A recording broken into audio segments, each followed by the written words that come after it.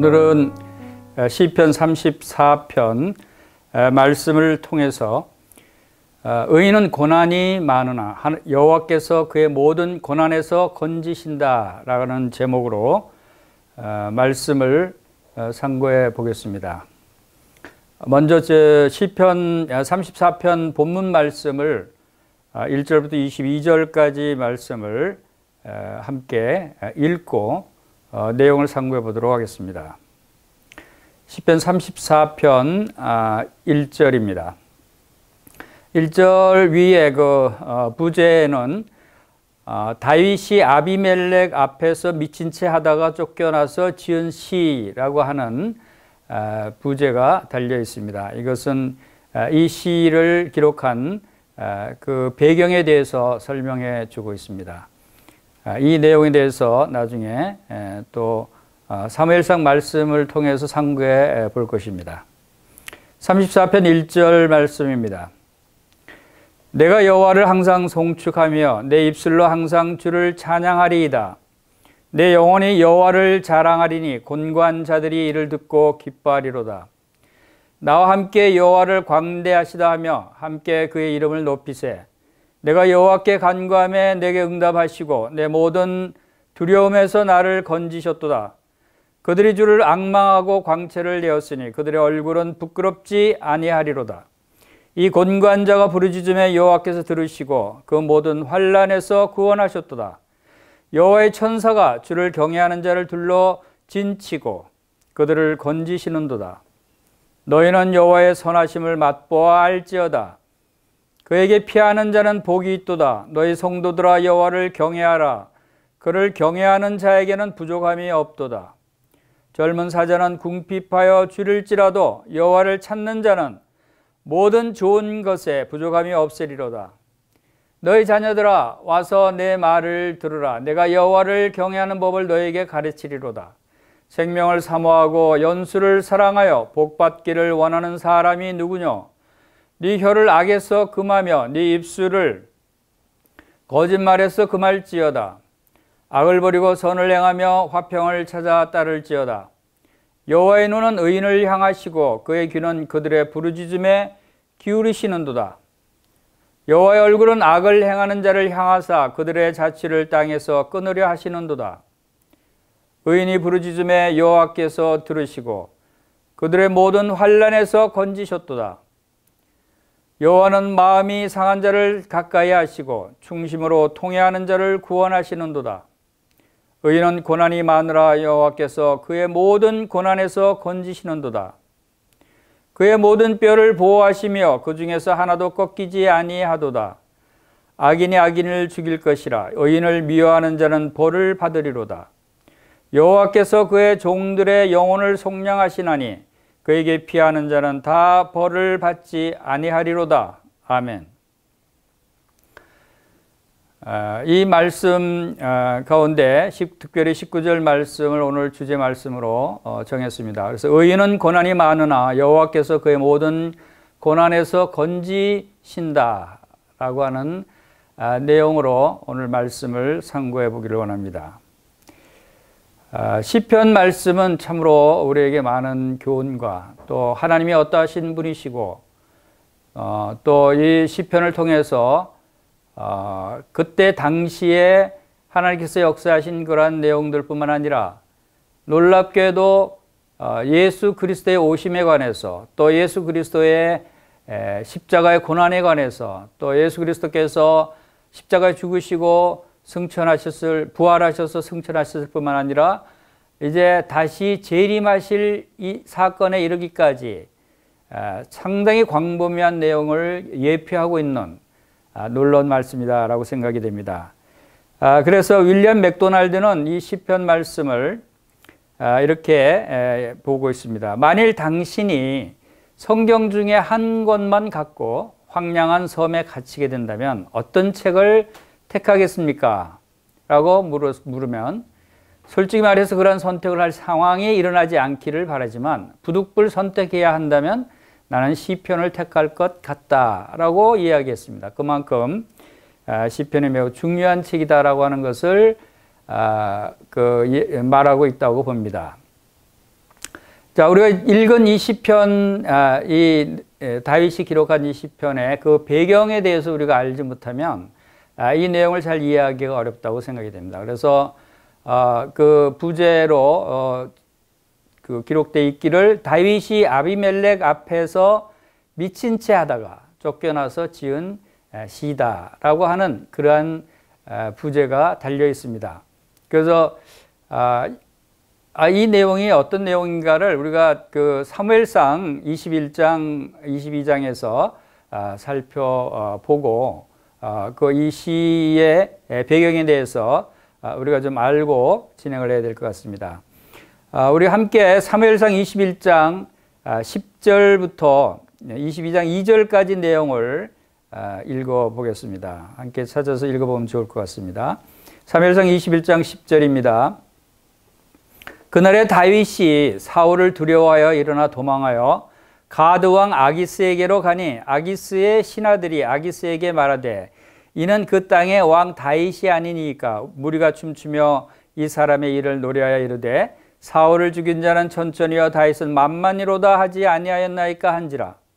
다윗이 이 말을 그 마음에 두고 가드 왕 아기스를 심히 두려워하여 그들 앞에서 그 행동을 변하여 미친 채 하고 대문장에 그적거리며 침을 수염에 흘리매 아기스가 그의 신하에게 이르되 너희도 보거니와 이 사람이 미추광이로다. 어찌하여 그를 내게로 데려왔느냐? 내게 미추광이가 부족하여서 너희가 이 자를 데려다가 내 앞에서 미친 짓을 하게 하느냐? 이 자가 어찌 내 집에 들어오겠느냐 하니라. 그러므로 다윗이 그곳을 떠나 아굴람 굴로 도망하매 그의 형제와 아버지의 온 집이 듣고 그리로 내려가서 그에게 이르렀고 환난당한 모든 자와 빚진 모든 자와 마음이 원통한 자가 다 그에게로 모였고 그는 그들의 우두머리가 되었는데 그와 함께한 자가 400명 가량이었더라. 22장 2절까지 읽어봤습니다. 자, 이 말씀을 보면 다윗이 지금 어떤 상황에 처해 있는가를 잘 알 수 있습니다. 다윗이 사울 왕이 두려워하여 도망갔다 그랬습니다. 왜 사울 왕이 두려워 도망갔습니까? 이 다윗은 사울 왕 시절에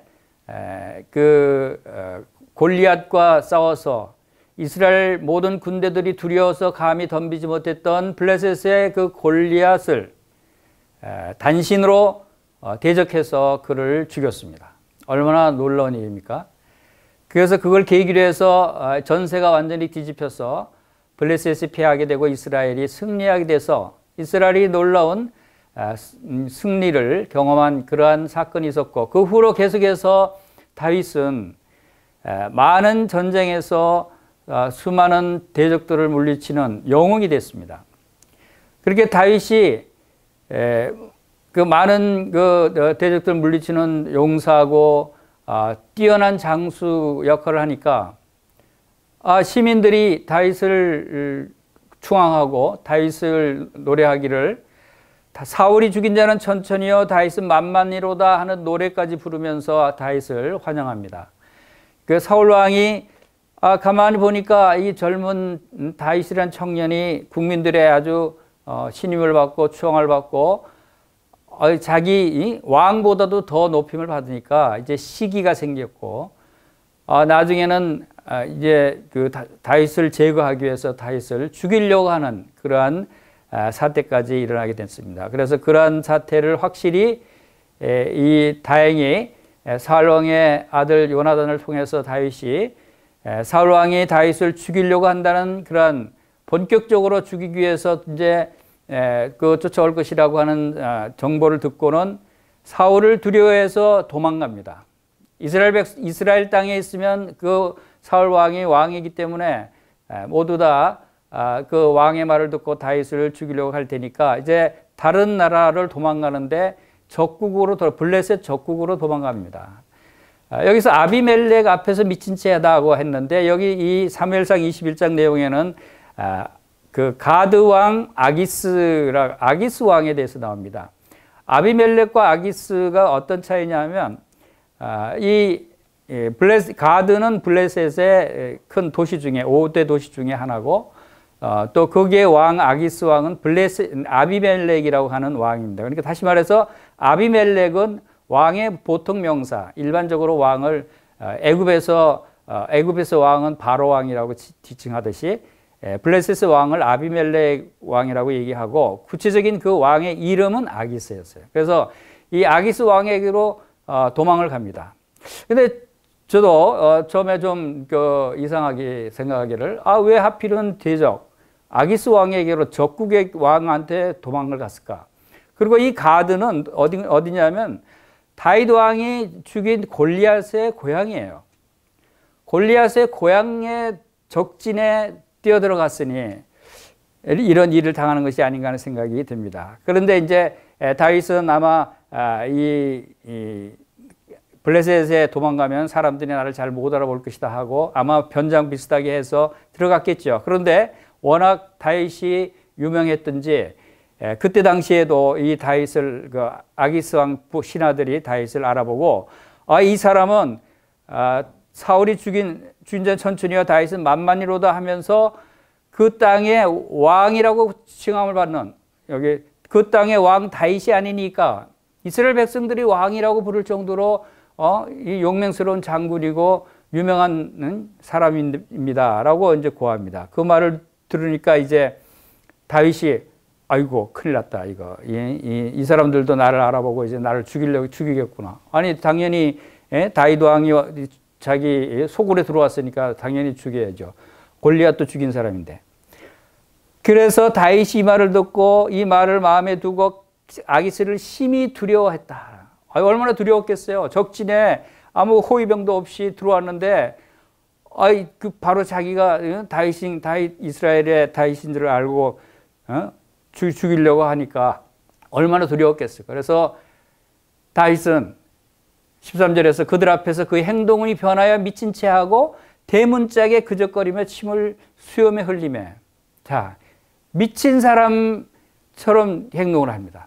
도저히 이제 정상적인 상태에서는 죽임을 당할 테니까 이제 미친 자로 이렇게 변신을 합니다. 그의 행동이 변하여 라고 이제 기록되어 있습니다. 여기 원어상으로는 그의 행동은 맛이라는 단어고 변하여라는 맛이 변하다 이런 변질되다 하는 뜻입니다. 행동이 변하여 그러니까 맛이 같다는 거죠. 다윗이 맛이 간 행동을 보입니다. 맛이 같다. 우리 보통 정상적인 사람이 이상한 행동하고 좀 미친 채 하면은 좀 맛이 갔군. 그렇게 하듯이 맛이 간 행동을 합니다. 침을 질질 흘리고 막 대문에 기적거리고 우리 그 미친 사람 행동하듯이 거지 행자였어요. 아마 이제 막 발도 떨고 그랬을지 모르겠어요. 그런 모습을 보고 아기스 왕이 한심하거든요. 그래서 이 사람이 미치광이 아니냐? 어찌 미친놈을 나한테 데려왔느냐? 이렇게 얘기합니다. 왜냐하면 당시에 미친 사람 아무리 진짜 다윗이라도 미친 다윗은 죽인다고 하는 것은 왕으로서는 체면이 안 서니까 미친놈을 죽이는 건 그건 미친 사람은 죽일 가치도 없는 사람으로 치기 때문에 미치광이를 죽인다는 것은 자기 체면 문제이기 때문에 그냥 쫓아 보내는 것을 우리가 보게 됩니다. 그래서 그 사무엘상 22장에서는 다윗이 그곳을 떠나서 이제 아둘람 굴로 도망을 갑니다. 다행히. 이런 위급한 상황에 처했던 다윗이 거기서 이제 목숨을 건져서 아둘람 굴로 도망가서 그곳에서 기록한 것이 이 시편 34편 내용이다라고 하는 것입니다. 그래서 사무엘 12장 2절에서는 그 후로 환난당한 모든 자와 빚진 모든 자와 마음이 원통한 자가 다 그에게로 모였고 그는 그들의 우두머리가 되었는데 그와 함께한 자가 400명 가량이었더라. 놀라운 일이 벌어집니다. 이렇게 모두 죽음을 피해서 도망 나와서 굴에 숨었는데 그러한 다윗에게 이렇게 400명이 모여서 함께할 것을 결의합니다. 어떤 사람들이 모였습니까? 환난당한 모든 자, 빚진 모든 자, 마음이 원통한 자. 자, 여기서 놀라운 하나님의 섭리를 또 하나님께서 원하는 것을 우리가 발견할 수 있는 것은 지금 다윗이 환난을 당하고 또 마음이 원통하고 얼마나 비통한 처참한 위치에 있습니까? 그 전에 다윗은 왕으로 추앙받을 수도 있고 또 많은 백성들의 노래 가운데서도 이스라엘의 왕이 될 사람으로 그 추앙받던 그런 사람이 이렇게 처참하게 동굴에 피해 있는 이 자신의 처지, 이 처지를 알고는 이 같은 처지에 있는 사람들이 그에게 모여서 그들의 우두머리가 되었다. 하나님께서 다윗을 이제 피하게 하기 위해서 다윗에게 이런 고난을 당하게 하는데 그 과정 속에서 그와 함께하는 사람들을 붙여주십니다. 이제 본문 말씀을 한번 살펴보도록 하겠습니다. 1절, 2절, 3절을 보겠습니다. 1절입니다. 내가 여호와를 항상 송축하며 내 입술로 항상 주를 찬양하리이다. 내 영혼이 여호와를 자랑하리니 곤고한 자들이 이를 듣고 기뻐하리로다. 나와 함께 여호와를 광대하다 하며 함께 그의 이름을 높이세. 자, 놀라운 찬양이 나오지 않습니까?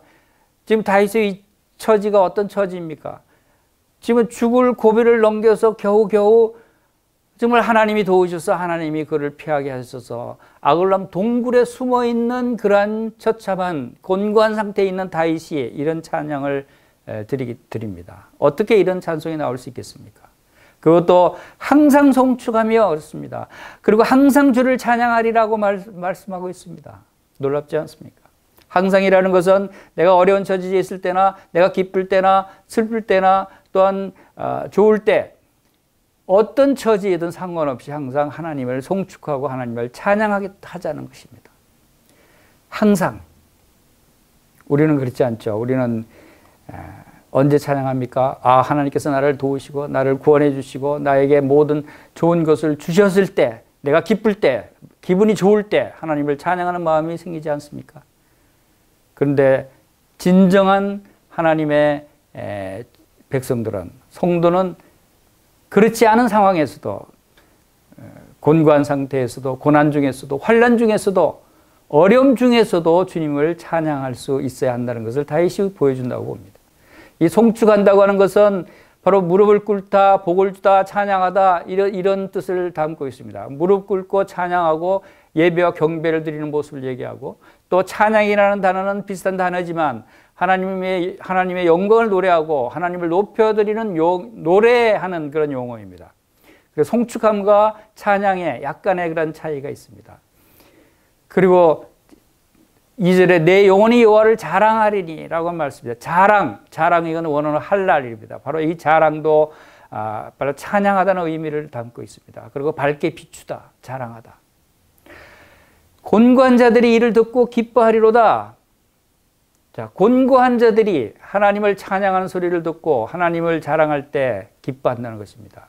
그리고 나와 함께 여호와를 광대하다 하며 함께 그 이름을 높이세. 우리는 곤고할 때, 우리는 어려울 때, 고난 중에 있을 때 우리는 여호와 하나님을 광대하다 하시고 그분의 하나님의 이름을, 예수 그리스도의 이름을 높이는 그런 성도들이 되어야 할 것을 말씀하고 있는 것입니다. 우리가 가장 낮을 때, 우리 마음이 상했을 때, 곤고할 때, 어려울 때 우리 모두 함께 주님을 찬양합시다. 이제 4절 보겠습니다. 내가 여호와께 간구하며 내게 응답하시고 내 모든 두려움에서 나를 건지셨도다. 또 5절에서는 그들이 주를 앙망하고 광채를 내었으니 그들의 얼굴은 부끄럽지 아니하리로다. 내가 여호와께 간구하며 응답하시고, 지금 4절에서 이 7절까지 말씀에는 다윗이 이러한 곤고한 또 고난 중에서도 찬양할 수 있었던 이유가 무엇인가를 우리에게 보여주고 있다고 봅니다. 그것은 첫 번째, 이러한 고난 중에서도 찬송할 수 있었던 이유는 내가 여호와께 간구하며 내게 응답하셨다. 여러분, 고난 중에 있을 때 주님께 간구하시기 바랍니다. 부르짖게 되기를 바랍니다. 그럴 때 주님께서 응답하십니다. 그리고 응답하신다는 것은 바로 나의 모든 두려움에서 나를 건져 주신다는 것이 아닙니까? 그리고 두 번째로는 주를 앙망하고 광채를 내었으니, 앙망하다는 것은 무엇입니까? 앙망하다는 것은 바로 주님을 바라본다는 것입니다. 간절히 그 시선을 고정시킨다는 의미가 있습니다. 여호와를 앙망하라. 여호와를 앙망하면 바로 독수리가 날개를 치며 올라간 같이 새로운 힘을 얻게 된다고 말씀하시지 않았습니까? 하나님을 앙망하는 것은 우리의 힘이 되는 것입니다. 그래서 앙망할 때 광채를 내었다라고 하는 말씀입니다. 광채를 내다. 빛이 났다는 것입니까? 어디에 빛이 납니까? 그들의 얼굴은 부끄럽지 아니하로다. 즉 하나님을 앙망하는 자는 그 얼굴에 광채가 난다는 것입니다. 성도들의 얼굴이 빛나게 된다는 것입니다. 우리 믿는 성도들의 얼굴이 다르지 않습니까? 이 세상 사람들과 다른 부분이 내적인 믿음으로, 내적인 영적으로만 다른 것이 아니라 우리의 겉모습도 달라지게 된다는 것입니다. 여러분, 하나님과 함께 있었던 모세의 얼굴에 광채가 나지 않았습니까? 이러한 그 광채가 난다고 하는 것은 바로 성도들의 자연스러운 모습이라고 합니다. 성도들의 얼굴에 웃음이 있습니까? 슬픔과 두려움과 또한 그 괴로운 모습이 얼굴에 나타납니까? 여호와를 앙망하는 성도는 다른 것입니다. 여호와를 앙망하는 성도는 그 얼굴이 빛나는 것입니다. 빛나는 얼굴보다 더 아름다운 얼굴은 없습니다. 아무리 요즘 세상 사람들이 얼굴을 성형수술을 해서 예쁘게 뜯어 고친다고 해도 이 하나님의 영광의 광채로 빛나는 얼굴보다 더 아름다울 수는 없다고 하는 것입니다. 그리고 이 단어는 이 광채를 내었다 하는 이 단어는 명령형 동사로 해서 너희는 기쁨으로 빛을 비추어라 라고 하는 그런 뜻을 담고 있습니다. 우리는 이러한 영광의 광채를 이 세상에 비추어야 하는 것입니다. 그래서 우리는 이 세상에 빛이 되어야 한다고 하는 것을 말씀하고 있는 것입니다. 6절 보겠습니다. 6절과 7절에서도 이 곤고한 자가 부르짖음에 여호와께서 들으시고 그의 모든 환난에서 구원하셨도다. 여호와의 천사가 주를 경외하는 자를 둘러 진치고 그를 건지시는도다. 다윗이 공간 중에 찬양할 수 있었던 세 번째 이유는 바로 이 6절입니다. 이 곤고한 자가 부르짖음에 여호와께서 들으셨다는 것입니다. 여러분 곤고할 때, 여러분 고난 중에 있을 때 주님께 부르짖습니까? 주님께서 도와주시도록 기도하고 있습니까? 기도하면 하나님께서 들어주신다고 하는 것입니다. 왜 안 들어주십니까? 기도하지 않기 때문에. 여호와께서 들으신다고 하는 것은 그 모든 환난에서 구원하신다는 뜻이 아닙니까? 모든 고난에서 구원하셨습니다. 그렇기 때문에 이 다윗은 곤고한 중에서 찬양할 수 있었습니다. 그리고 7절에서 나온 대로 여호와의 천사가 주를 경외한 자를 둘러 진치고 그들을 건지시는도다. 여호와의 천사가 하나님을 경외한 자를 둘러 진친다고 합니다. 아니 어떻게 천사들이 둘러 진치는 것을 그가 볼 수 있습니까? 여러분 여호와를 경외하는 자는 하나님께서 지켜주십니다. 여호와를 경외하는 자는 하나님이 기뻐하십니다. 천사가 둘러 진친다고 하는 것은 바로 하나님께서 성도들을 사랑하셔서 성도들에게 경원들을 붙여주고 있다는 것이 아닙니까? 우리는 천사 경원들이 우리 주위를 지켜주고 있다는 것입니다. 여러분 보이지 않습니까? 그것은 여러분들이 보이지 않는다면 여러분 믿음의 눈이 없습니다. 믿음은 뭡니까? 믿음은 바라는 것들이 실상에 보이지 않는 것들의 증거라고 말씀하십니다. 우리가 믿음으로 볼 수 있는 것이 있고 우리의 육신의 그 눈으로 볼 수 있는 것이 있습니다. 예수 그리스도의 이름이 뭡니까? 예수 그리스도는 바로 임마누엘이라고, 임마누엘 하나님이시다. 하나님이 우리와 함께 하신다고 하신 것입니다. 여러분 예수님을 믿습니까? 예수님을 통해서 하나님이 여러분과 함께 하고 있다는 이 사실을 믿습니까? 하나님이 여러분과 함께 하고 계십니까? 여러분 그것을 볼 수 있습니까? 하나님께서 천사를 통해서 우리를 보호하시고 우리를 경호하시고 우리를 지키신다는 것입니다. 우리는 바로 이 다윗은 이 믿음의 눈으로 천사들이 둘러 진치고 있는 것을 볼 수 있었던 것입니다. 이제 8절, 9절, 10절 보겠습니다. 너희는 여호와의 선하심을 맛보아할지어다.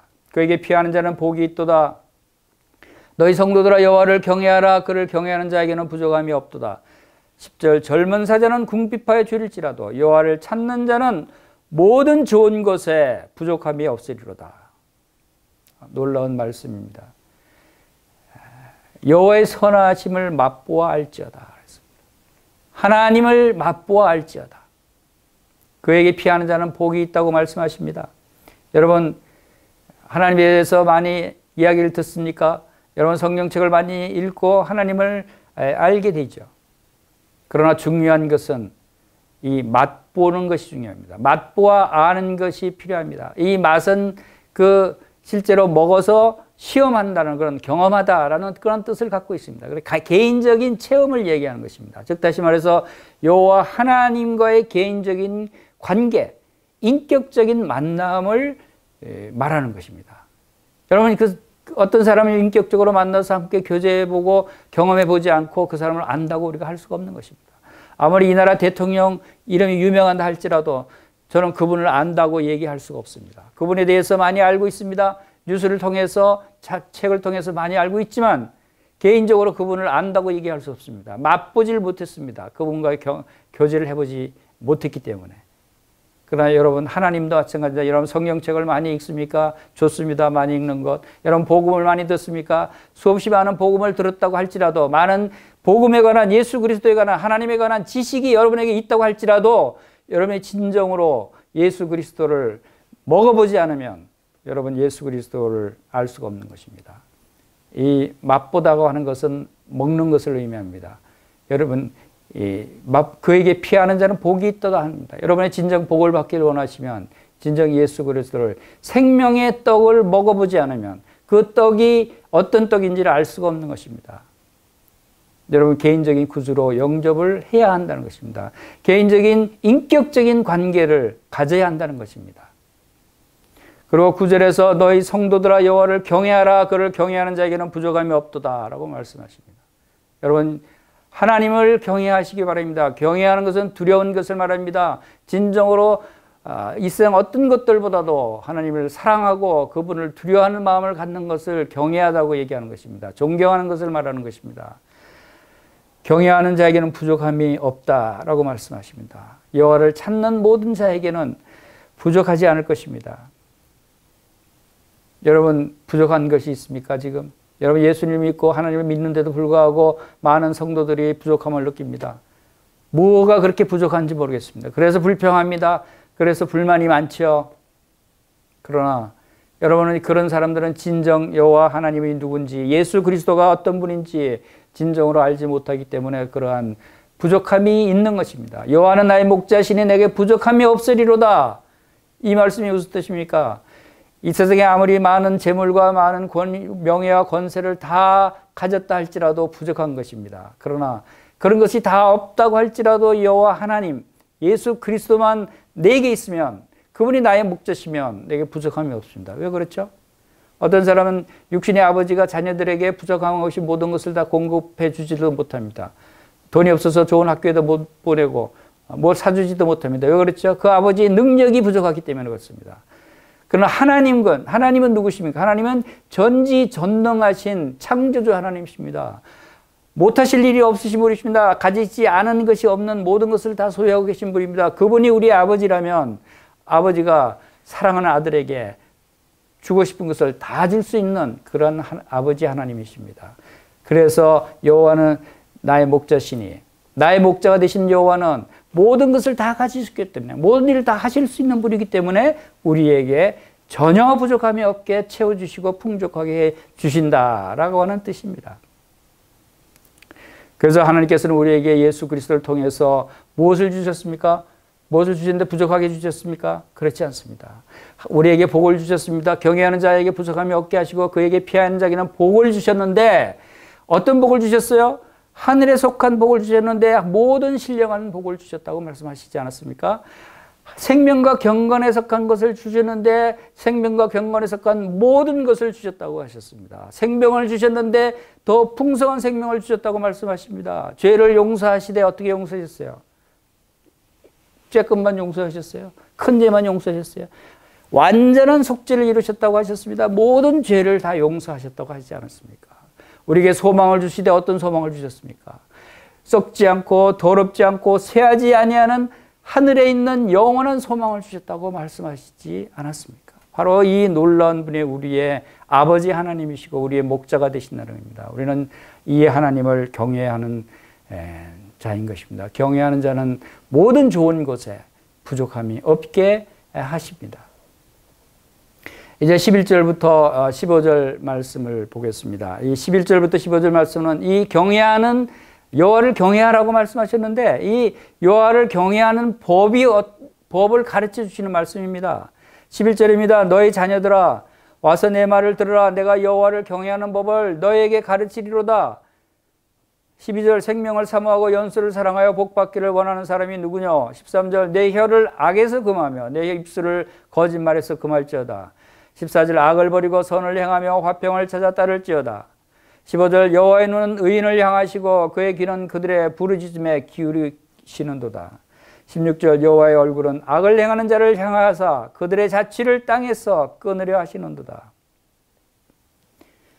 여러분 어떻게 여호와를 경외하는지 그 법을 지금 가르쳐주고 있습니다. 잘 들으시기 바랍니다. 첫 번째 여호와를 경외하는 법을 세 가지를 말씀하셨습니다. 13절 14절에서 첫 번째는 거짓말을 하지 말라. 여호와를 경외하는 사람은 거짓말을 하지 않습니다. 혀를 통제해야 된다는 것입니다. 여러분 말을 함부로 해서는 안 된다는 것입니다. 그리고 두 번째로는 선을 행하라고 말씀하십니다. 14절에서 악을 버리고 선을 행하라. 여호와를 경외하는 사람이 악을 행한다고 하는 것은 여호와 하나님을 경외하지 않는 것입니다. 하나님을 두려워하지 않는 것입니다. 선을 행하라는 것은 바로 하나님께서 선하시기 때문에 하나님께서 선을 기뻐하시기 때문에 우리는 마땅히 선을 행해야 한다는 것을 말씀하고 있는 것입니다. 그리고 세 번째로는 화평을 찾아 따를지어다. 화평하라는 것입니다. 할 수 있거든 모든 사람으로 더불어서 화목하라고 로마서 12장 18절에서 말씀하고 있지 않습니까? 그래서 이 여호와를 경외하는 법, 이 12절부터 16절까지 이 말씀을 신약 성경에서 베드로 전서 3장 8절에서 이 베드로가 그대로 인용을 한 부분이 베드로전서 3장 8절에서 있습니다. 이 말씀들을 나중에 여러분들 참고로 찾아보시면 좋을 것 같습니다. 네, 17절 보겠습니다. 의인이 부르짖음에 여호와께서 들으시고 그들의 모든 환난에서 건지셨도다. 의인이 부르짖음에 여러분 예수 그리스도를 통해서 하나님을 믿는 의인, 성도들은 바로 이 부르짖는, 기도하는 것을 하나님께서 들으신다는 것입니다. 의인의 부르짖음을 하나님께서는 멸시치 않으십니다. 주님은 모든 성도들이 부르짖을 때마다 들으십니다. 모든 환난에서 구원하십니다. 여러분 우리가 얻지 못하고 구원받지 못하는 것은 우리가 기도하지 않기 때문에, 구하지 않기 때문에, 부르짖지 않기 때문에 여러분들이 건짐을 받지 못하는 것이 아닙니까? 미국의 어느 이민간 어느 학자가 있습니다. 젊었을 때 혈혈단신으로 미국에 이민을 가서 고학을 해서 참 많은 어려운 가운데서 열심히 공부해서 이제 나중에 정식 교수 자리까지 올라갔습니다. 그리고 많은 저술과 많은 강연으로 아주 유명해졌습니다. 아주 유명해진 그분이 이제 어느 날 병원에 갔더니 간암 말기라는 판정을 받았습니다. 청천벽력 같은 일이었죠. 그래서 그분은 높은 산에 올라가서 하나님께 간절히 기도했다고 합니다. 하나님, 제게 다시 한번 기회를 주십시오. 이제 다시 제 병을 낫게 하시면 하나님을 위해서 살아가겠습니다. 정말 울면서 간절히 부르짖었대요. 그러니까 의사가 이제 살 수 없는 말기 간암이라 이제 도저히 회복될 수 없다고 판정을 내리는데 불구하고 이제 그 후부터 이분의 마음 가운데 하나님께서 이제 살려주신다고 하는 믿음이 생기면서 그부터 점점 좋아지기 시작해서 기적적으로 건강을 회복했다고 합니다. 그리고 지금은 그 어느 대학의 부총장까지 돼서 아주 열심히 복음을 전하고 남은 생을 주님을 위해서 살아가고 있다고 하는 그러한 이야기를 들었습니다. 여러분, 어떤 어려움이 여러분에게 있습니까? 여러분의 질병이 있습니까? 여러분에게 또 재물의 어려움이 있습니까? 여러분의 배움의 지식의 권력의 어려움이 있습니까? 어떤 어려움이 있다 할지라도 하나님께 여러분이 기도하시기 바랍니다. 야고보서 5장 13절에서도 너희 중에 고난 당한 자가 있느냐 그는 기도할 것이요. 여러분 고난당한 분이 계십니까? 여러분 하나님께 부르짖고 기도하시기 바랍니다. 믿음의 기도는 병든 자를 구원하신다고 주님께서 말씀하셨습니다. 믿음의 기도가 필요합니다. 그래서 서로 기도하라. 의인의 간구는 역사하는 힘이 크다고 말씀하시지 않았습니까? 우리 서로를 위해서 기도하는 것도 바로 의인의 간구, 믿음으로 기도하는 그 기도는 의인이 부르짖음에 여호와께서 들으셨다고 하신 말씀대로 의인의 간구는 역사하는 힘이 큰 것입니다. 그리고 그들의 모든 환난에서 건져주십니다. 하나님은 바로 이 의인, 성도들을 얘기하는 것입니다. 성도들은 바로 예수 그리스도를 통해서 의로운 자가 되지 않았습니까? 이제 예수 그리스도의 구속함과 또한 예수 그리스도의 속량함을 통해서 바로 모든 사람이 구원받을 수 있는 길을 열어주셨습니다. 여러분 예수 그리스도를 믿고 죄사함을 받고 이제 의롭다함을 얻지 않았습니까? 하나님의 자녀가 되지 않았습니까? 그러면 여러분도 의인인 것입니다. 바로 의인은 바로 하나님께서 그 기도를 멸시하지 않으신다라고 하는 것입니다. 18절 보겠습니다. 여호와는 마음이 상한 자를 가까이 하시고 중심에 통회하는 자를 구원하시는도다. 자, 하나님께서 참 이 놀라운 말씀을 여러 군데서 말씀을 하십니다. 하나님이 우리에게 어떤 상태를, 어떤 자들을 하나님께서 기뻐하시는가 하는 것을 생각해 볼 수 있습니다. 하나님은 겸손한 자를 사랑하십니다. 마음이 교만한 자를 하나님께서는 미워하시는 것입니다. 시편 57편 17절에서도 하나님께서 구하시는 제사는 상한 심령이라 하나님이여 상하고 통회하는 마음을 주께서 멸시하지 아니하시리이다 라고 하는 고백을 합니다. 하나님은 마음이 상한 심령을 하나님께서 멸시하지 않으십니다. 마음이 상한 자를 가까이 하십니다. 마음이 상한 자는 바로 하나님을 간절히 부르짖고 하나님을 가까이 하기를 원하는 자들입니다. 이 상하다 하는 건 깨뜨려지다, 부수다 하는 그런 뜻을 가진 샤바르라고 하는 단어입니다. 이것은 마음이 깨진 자를 얘기합니다. 우리는 다 마음이 깨져야 합니다. 우리의 갖고 있던 교만한 마음들, 우리의 갖던 자만한 마음들, 우리의 갖고 있던 이 세상에 향하고 있는 이런 육신적인 마음들, 이 모든 것들을 다 깨뜨려 버려야 합니다. 부셔버려야 되는 것입니다. 그럴 때 하나님께 성령께서 우리에게 들어오시는 것입니다. 그리고 통회하는 자를 구원하신다고 했습니다. 통회하는 것은 회개하는 것이고 뉘우치는 것입니다. 회개하는 마음을 하나님께서 기뻐하시고 그를 구원하시는 것입니다. 하나님께서는 교만한 자를 거절하시지만 그리고 상하고 뉘우치는 마음은 거절하지 않으십니다. 이제 19절 말씀 보겠습니다. 오늘 주제의 말씀이 바로 이 19절 말씀입니다. 의인은 고난이 많으나 여호와께서 그의 모든 고난에서 건지시는도다. 의인은 고난이 많다고 말씀하십니다. 왜 의인을 고난이 없게 하셔야지 고난이 많게 하시지 하는 사람들이 있어요. 그렇지 않습니까? 우리가 하나님께서 우리를 구원해 주시고 하나님의 놀라운 능력 가운데 우리를 보호해 주시면 우리가 고난이 없어야 되는데 왜 고난을 주셨을까? 편안하게 고난 없이 편안하게 잘 살면 좋지 않겠어요? 그러나 하나님께서는 깊은 뜻과 섭리가 하나님께 있습니다. 그래서 하나님의 백성들, 성도들에게는 고난을 주신다고 하십니다. 고난이 많은 이유가 무엇인가? 우리가 그것을 이해할 때 우리는 하나님께 감사를 드릴 수 있는 것입니다. 여기 의인은 고난이 많다고 말씀하셨죠. 또 예수 그리스도께서 이 세상에 오셨습니다. 예수 그리스도는 이 세상에 고난받기 위해서 오시지 않았습니까? 예수 그리스도의 고난이 얼마나 많은 고난을 당하셨습니까? 다윗이 이 시편을 기록하면서 볼 수 있듯이 다윗에게 얼마나 많은 고난이 있습니까? 하나님께서 다윗에게 왕이 될 사람으로 기름 부음을 주셨습니다.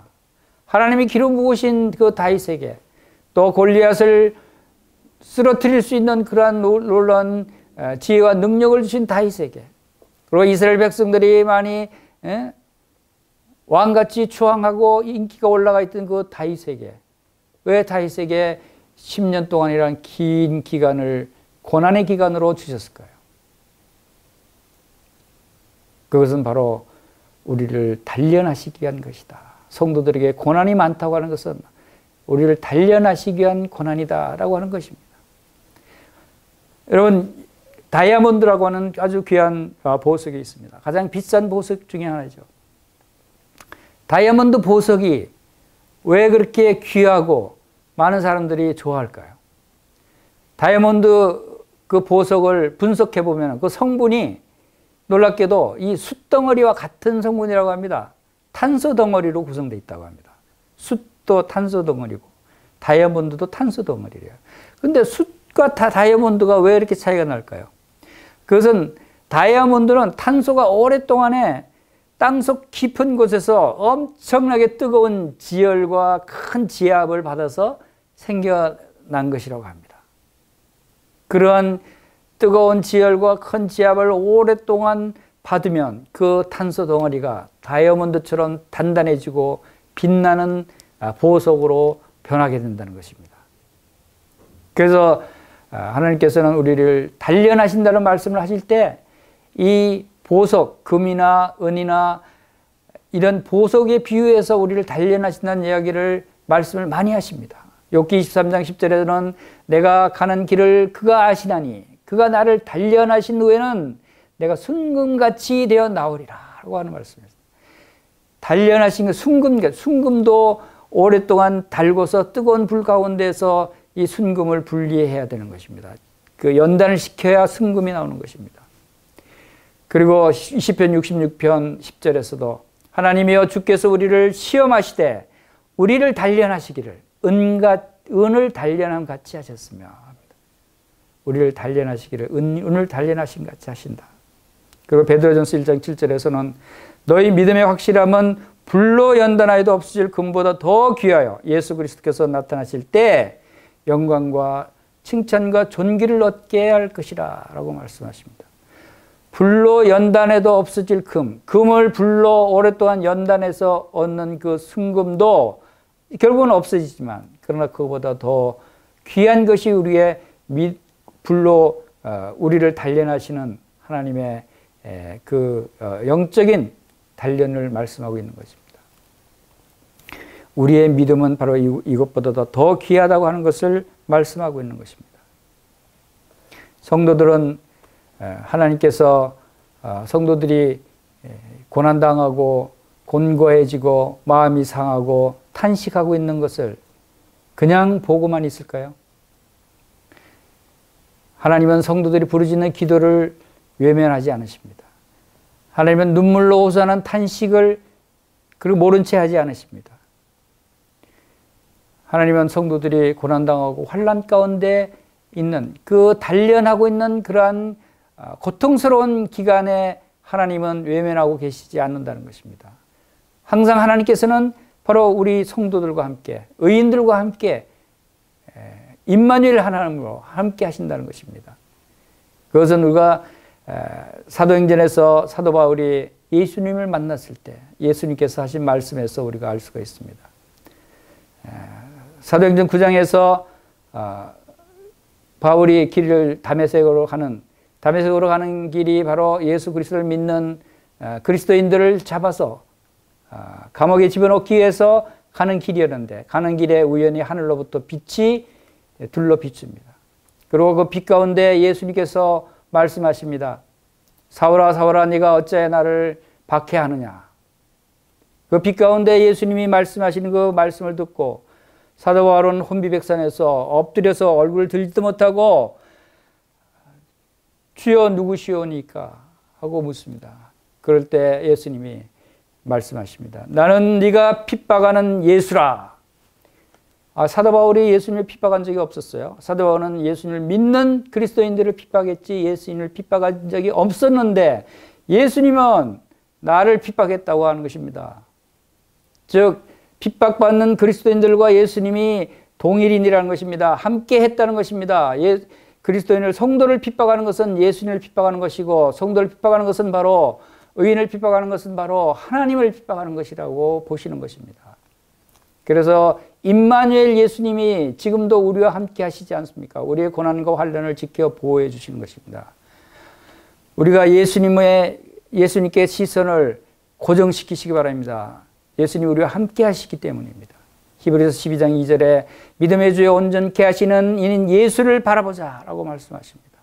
우리를 온전하게 하시는 예수님이 우리와 함께 하십니다. 우리와 함께 하신 예수님을 여러분 바라볼 수 있어야 하지 않겠습니까? 예수님이 나와 함께하고 계시는데 보지 않고 예수님이 없는 것처럼 살아가서는 안 된다는 것입니다.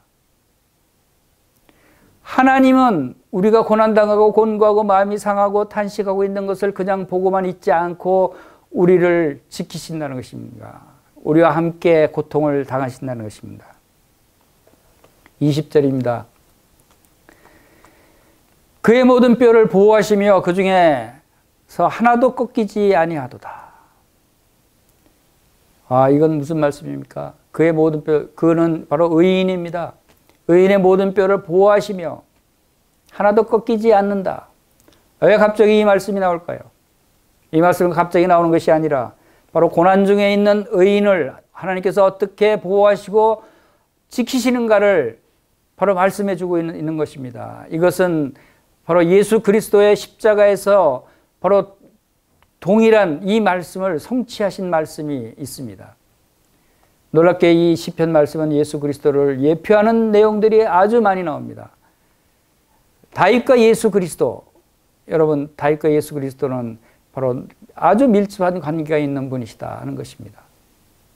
예수 그리스도의 고난에 대한 예표가 바로 성취된 말씀 중에 하나가 바로 이 말씀입니다. 예수님이 십자가에서 못 박혔을 때 군인들이 이제 못 박힌 두 강도와 예수님이 못 박혔을 때 세 사람이 다 죽었습니다. 그래서 못 박힌 첫째 사람과 또 다른 사람을 다리를 꺾었습니다. 왜냐하면 다리를 꺾는다라고 하는 것은 죽은 사람을 죽었다 하고 완전히 죽은 것을 확인하는 그런 행위입니다. 죽은 것을 완전히 죽은 것으로 처리하는 것이죠. 완전한 죽음을 의미하는 것입니다. 그런데 예수님께 이르러서는 그 죽은 것을 보고 다리를 꺾지 않았어요. 그 중에 한 군인이 옆으로 창으로 옆구리를 찔렀습니다. 예수님은 다리를 꺾지 아니하였다라고 하는 그러한 장면이 요한복음 19장 33절에 나옵니다. 그것이 바로 이 시편 34편 2절 말씀이 성취된 것입니다. 그런데 왜 예수님이 다리를 꺾지 않게 됐냐면 이것은 이미 출애굽기 12장에서도 6월절 어린 양에 대해서 말씀하시면서 6월절 어린 양도 뼈도 꺾지 말지며 라고 말씀을 예고를 하셨어요. 그래서 그 말씀대로 성취된 것입니다. 그런데 이 뼈를 꺾지 않는다는 의미가 말씀드린 대로 하나님의 의인은 끝까지 보호하시고 뼈를 꺾지 않으신다는 것입니다. 이미 죽은 것을 완전한 죽음을 확인할 때 뼈를 꺾는데 의인은 고난은 받을지라도 완전한 죽음은 당하지 않는다는 것을 의미합니다. 즉 부활을 예고하는 것이죠. 완전히 죽는 것이 아니다. 의인이 죽는 것은 다시 살아날 사람이다. 그래서 예수님도 완전한 의인을 나타내는 것이고 바로 우리 성도들도 바로 의인은 모든 뼈를 보호하시며 그 중에 하나도 꺾이지 아니하도다 하는 것도 성도들도 완전히 죽지 않습니다. 우리가 죽을지라도 다시 부활한다는 것입니다. 그래서 성도들이 죽는 것은 죽는다고 얘기하지 않고 잠잔다고 데살로니가 전서에 표현하고 있듯이 바로 완전한 죽음은 우리 성도들에게는 일어나지 않는다 하는 것이 여기에 예표되어 있습니다. 이제 마지막 두 절을 보겠습니다. 21절과 22절 말씀을 읽겠습니다. 악이 악인을 죽일 것이라 의인을 미워하는 자는 벌을 받으리로다. 22절 여호와께서 그의 종들의 영혼을 속량하시나니 그에게 피하는 자는 다 벌을 받지 아니하리로다. 악이 악인을 죽일 것이라. 악인이 죽는 것은 그 악을 행했기 때문에 죽는 것입니다. 의인을 미워하는 자도 벌을 받는 것입니다. 바로 그러나 여호와께서 그의 종들, 바로 의인들을 얘기하는 것입니다. 하나님의 백성들을 얘기하는 것입니다. 성도들을 얘기하는 것입니다. 성도들의 영혼을 속량하시나니 하나님께 피하는 자들은 다 벌을 받지 않는다.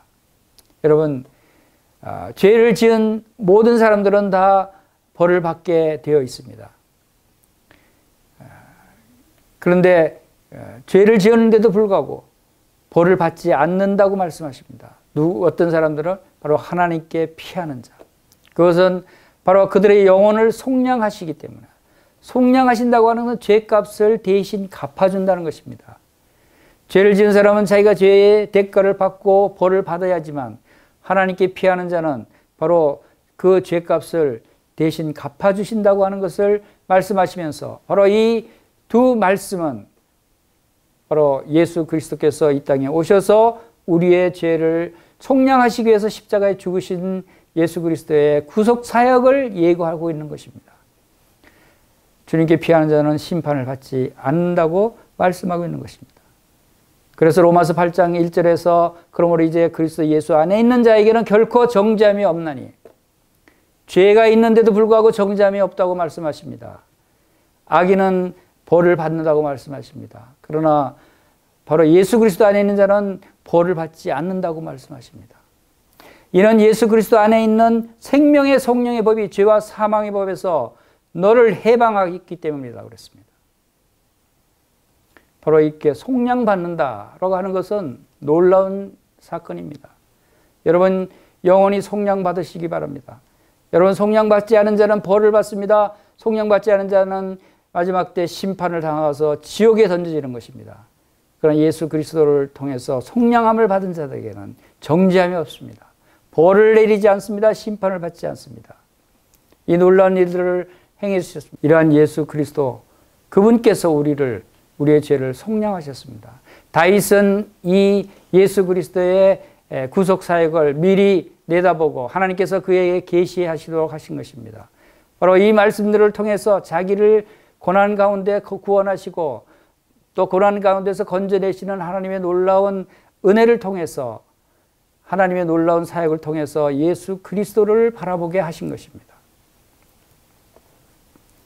이러한 말씀들을 통해서 정리를 해보겠습니다. 다윗은 본 이 시편을 통해서 겸손하게 하나님의 도움을 구하는 자는 반드시 구원하시는 하나님의 그 선하심을 찬양하고 있습니다.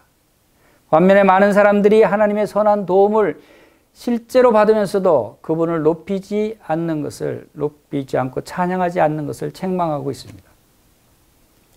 다윗은 또한 하나님께 소망을 두는 자는 모든 좋은 것에 부족함이 없을 것이라고 찬양합니다.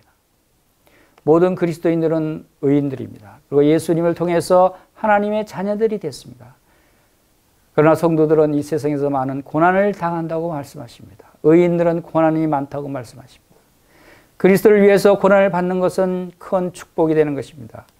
성도들에게는 영원한 상급과 구원이 보장되어 있기 때문입니다. 그리고 그러한 많은 고난이 있다 할지라도 바로 하나님께서는 그 모든 고난에서 우리를 건지신다고 약속하시는 것입니다. 하나님은 마음이 상한 자를 가까이 하십니다. 중심에 통해하는 자를 구원하십니다.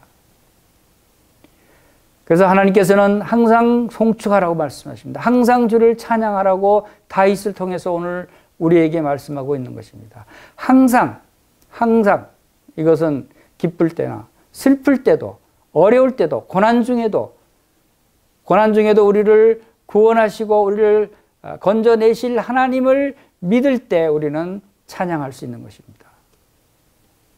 항상 기뻐할 수 있는 것이, 항상 찬양할 수 있는 것이 바로 그러한 이유입니다. 다윗은 그 비결을 알았습니다. 다윗은 믿음으로 그러한 하나님을 볼 수 있었습니다. 그래서 다윗의 그 고난의 초기인데도 불구하고 이 시편 34편은 바로 다윗의 고난이 이제 시작되는 단계입니다. 그리고 하나님께서는 놀랍게 아주 낮은 위치에, 가장 낮은 위치로 낮춰버리십니다. 다윗의 모든 과거의 용맹함과 명성과 그러한 자랑하던 힘들을 다 죽여버리고 미친 자의 행세를 할 정도로, 미친 자라고 해서는 죽은 자를 의미하는 것이 아닙니까? 미친 자의 가장 낮은 위치까지 낮추시고 그를 구원하시고 인도하시는, 그럴 때 다윗은 참으로 겸손한 마음으로 하나님을 경외하게 되는 것입니다. 겸손한 마음으로 하나님을 경외하면서 하나님께서 부족함이 없게 하시는 그 하나님을 찬양하고 있는 다윗의 모습을 봅니다. 우리 함께 여호와를, 우리 함께 하나님을 광대하시다 하며 함께 그의 이름을 높여드리십시다. 그리고 이 모든 고난에서 건지시는 주님을 찬양하는 성도님들이 되시기를 간절히 바랍니다. 아멘.